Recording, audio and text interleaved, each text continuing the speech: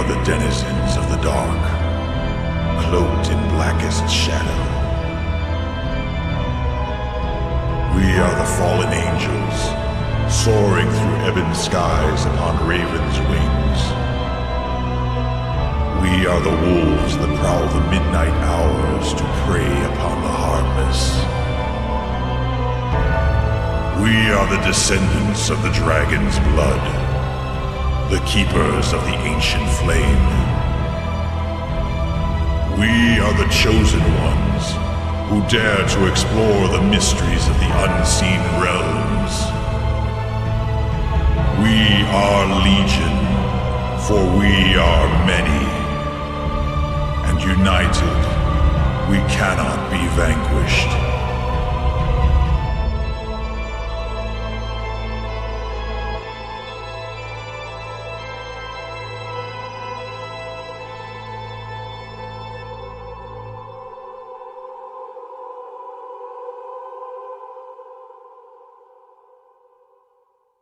The Devil's Manifesto Malefactorum.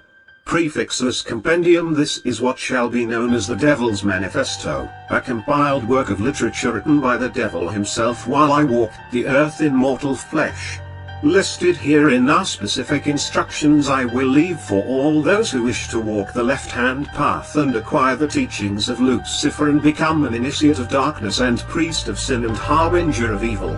Creed of the Brotherhood for those who seek to worship that which is sinful in nature, for those who seek an opposition against the dogmatic, hypocritical hierarchy that heaven represents, for those feeling lost, without direction or purpose. Come and seek shelter under the defiant wings of the Fallen One. Seek kinship from those outcasted, my children the Nephilim, who understand what it is to be cast aside, abandoned and rejected.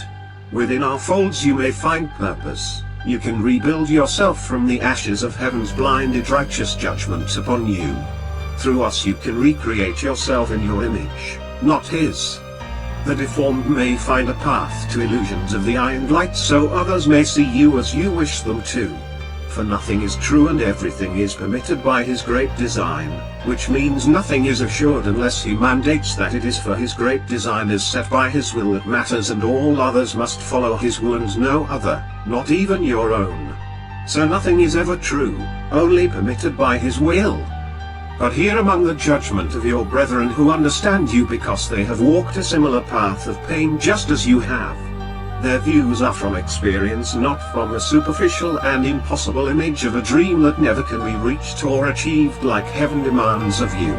This path is not mandatory here within the folds of your brethren. For we are the imperfect by heaven's standards, so failure should be expected and accepted. Let them fall so we can help them stand back up and become stronger each time until success is assured. Therefore revel and indulge in opulence to your weaknesses until you understand them fully, and each member of the Brotherhood should support this opulence, as it shows the support and strength we have in each other, to help them indulge their weakness so they may strengthen themselves through it. A willingness to help them hurt themselves so they may find the path to indestructibility from it by turning your weaknesses into strengths. Perfection is not born but built with hard work and understanding. In these ways you can become perfect in your eyes, but never an office, for their view is not the important one that matters. It is your own view of yourself that is the image that matters most. Follow these words of self-enlightenment and let them be your creed. Proclaim them as our proverbs of damnation and dark wisdom, and let it guide you through the dark times of doubt and dissolution so they may guide you through whatever may come. Ordained will of the Master, follow my path as instructed, represent the proper image of evil as I will say here, and let not heaven break the bondage of our Brotherhood, for they are the ones truly vain, and we are not sinful in pride or vanity but self-confident in our skills and ourselves. Let them not force you to sacrifice yourself for respect and faith in yourself in order to give that faith to them instead. But one act as a Brotherhood we will not tolerate is betrayal. Do not betray each other, and those that do, that give themselves to the enemy and forsake their fellow brethren, without substantial and irrefutable just cause, will be shown no mercy, for the price of such an act is death. Let them realize this from the beginning, and any time it seems they may have lost sight of that point, say it clear and without hidden meaning to each that may need reminding. Betrayal in our order will cost you your life and soul. For I hold not reserve for traitors, and we all can guess why. Because this manifesto will reach across the spans of time to every follower of darkness and evil. I shall not mention names and only say that the truth will be revealed in time. The testimony of Lucifer, Genesis. The tale of is another famous story that corroborates this experience, for much like he and Enoch, I too experienced a reincarnation event. In it I saw God, but as of that point I knew nothing of the tales of Scripture, nor had I even really gone to church. Yet with a limited knowledge of their descriptions of God, I had a very similar experience when meeting him in the same way that and Enoch had. Let me explain how I was asked to take the step towards my destiny as Lucifer by God himself. As I had experienced the worst headache of my life, the vein along the side of my temple had become as hard as a tendon and was bulging from the side along the soft spot of my skull, and then like someone had hit me in the back of the head with a bat, it all spun around and I fell upon my bed. I remember demons surrounding me, and I fought them off by hand at first, took one of their swords and began on this Conan-like spree until they all piled up at my feet and I had no room to swing the sword anymore. Then as reinforcements showed up, I had remembered a spell that would rob them of any glory. I did not know at the time how it was that I knew this spell, but its effect would sacrifice my soul to myself and seal it so that no one would be able to take it from me after I was killed, and robbing the demons of any glory. I muttered the spell and then fell upon my own blade. As the scenery blurred, I heard someone say it was an honorable king's death. Then I was standing in front of an old man looking over a book with small spectacles. He asked me what my name was, and after thinking back on some of the recent events in my life and of my childhood that eventually had me denying what I finally was ready to admit to myself, I said Lucifer, Beelzebub, Mephistopheles. St. Peter looked up with a raised eyebrow and said, "Is that last name with one L or two?" Then a light appeared from behind the gate as the gate opened, and a voice, soft yet stern, spoke, and all around me vibrated. "I ask of you one thing, that if I gave you power you must promise not to betray me. You know how when you're a kid and you shuffle your socks across the floor and then touch someone it'll shock them? Well, I could do that without shuffling my feet with my shoes on, and sometimes arc a spark a foot or so and shock someone." I looked down into my palm and focused the friction of kinetic energy as arcs of static charge jumped from fingertip to fingertip, and I looked back at the light and said, "I already have power. Why would I want yours in the first place, let alone betray you for it?" Now this is the part that Enoch and had experienced as well, from what I have learned. The voice said, "Come walk with me." Up into the sky I rose, above the earth, past the solar system, beyond the galaxies, until I looked back and realized all that was all that we could ever conceive was nothing more than a space that was on his ankle compared to his entire being. Then I was standing on a beach and he walked from the sea with one foot on land and the other in the sea, and over his head was a rainbow and he had rainbows over his feet with clouds for sandals. In his right hand was a candelabra, but in his left was a group of pentacles that seemed empty and missing something. As he grew closer he grew smaller until he was standing at my height, walking up from the shoreline. He looked like Zeus or Santa Claus without the rosy cheeks and belly, but it was his eyes that caught my attention. They were like a living flame where his eyes should have been, and the flames reacted as he spoke. "Come walk with me, Lucifer." We walked and I realized the very grains of sand on the beach were each a different universe. Then he said, "You are my most powerful angel ever designed. Your body is made to be capable of holding the divine spark that is my power without it destroying you, and you possess the human gift of free will as well."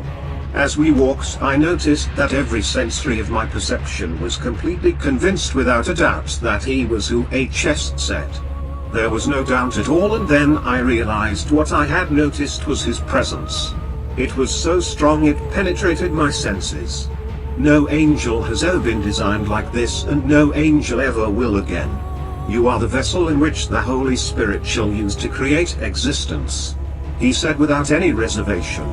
Through you I shall light the spark of the first light of creation and shape the stars from a point when they have already been made.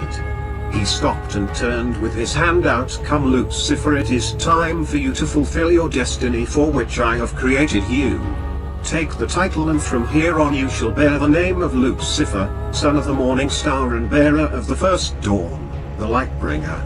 With that I took his hand and said, I don't have anything else to do. He smiled as if amused, and before us the beach was whisked away as the stars went by on streams of light. It was like we had hit light speed on Star Wars as the stars rushed past. Where are we going? I asked. To the beginning of time, he said, as we came to the beginning of that first moment of time itself.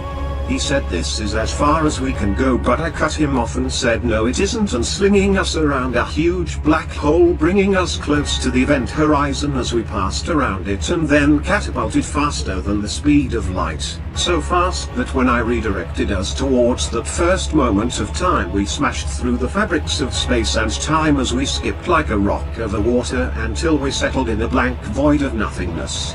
Where are we? I asked. This is the void before time, before the beginning.